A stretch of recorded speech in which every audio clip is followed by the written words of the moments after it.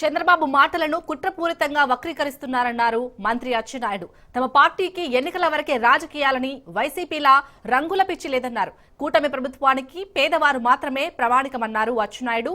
శాసన మండలిలో విపక్ష సభ్యుల తీరుపై ఆయన మండిపడ్డారు. అర్హత ఉన్న ప్రతి ఒక్కరికి పథకాలు వస్తాయని, ఏ ఒక్క అర్హుడికి పథకాలు అందకపోయినా ప్రభుత్వ దృష్టికి తీసుకురావాలన్నారు. 42 సంవత్సరాలు పూర్తయింది.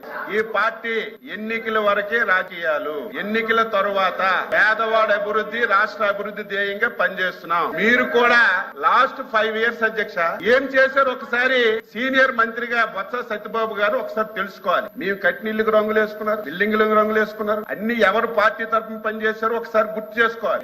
మళ్ళీ చెప్తున్నాం ఈ ప్రభుత్వానికి శాసన మండలి ద్వారా మీ ద్వారా ప్రజలకు తెలియజేస్తున్నాం. ఈ పార్టీకి, ఈ ఎన్డీఏ ప్రభుత్వానికి రంగు లేదు, రుచి లేదు, వాసన లేదు, ధనవంతులు లేడు.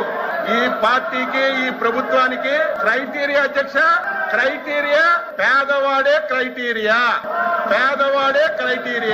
రాజకీయ పార్టీలతో సంబంధం లేదు, కులాలతో సంబంధం లేదు, మతాలతో సంబంధం లేదు. అర్హత కలిగిన ప్రతి ఒక్కరికి అన్ని పథకాలు ఇస్తాం.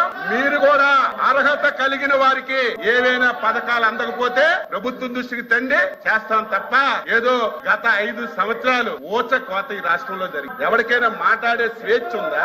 నవ్వే స్వేచ్ఛ ఉందా? తిరిగే స్వేచ్ఛ ఉందా? ఈ ప్రభుత్వం చేసిన తప్పులు ప్రశ్నించే స్వేచ్ఛ ఉందా?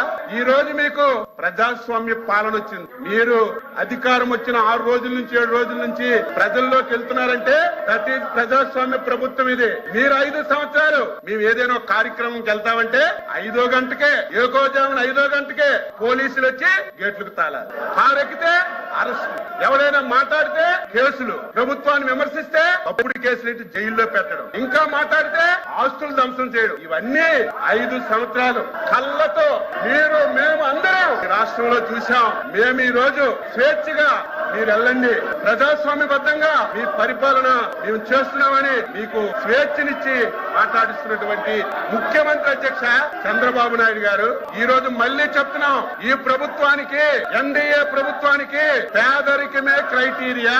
ఎవడు పేదవాడున్నా, ఏ పార్టీ ఉన్నా తప్పనిసరిగా ప్రభుత్వం నుంచి అన్ని విధాల సహాయం అందిస్తామని మళ్ళీ ఈ సభ ద్వారా రాష్ట్ర ప్రజలకు తెలియ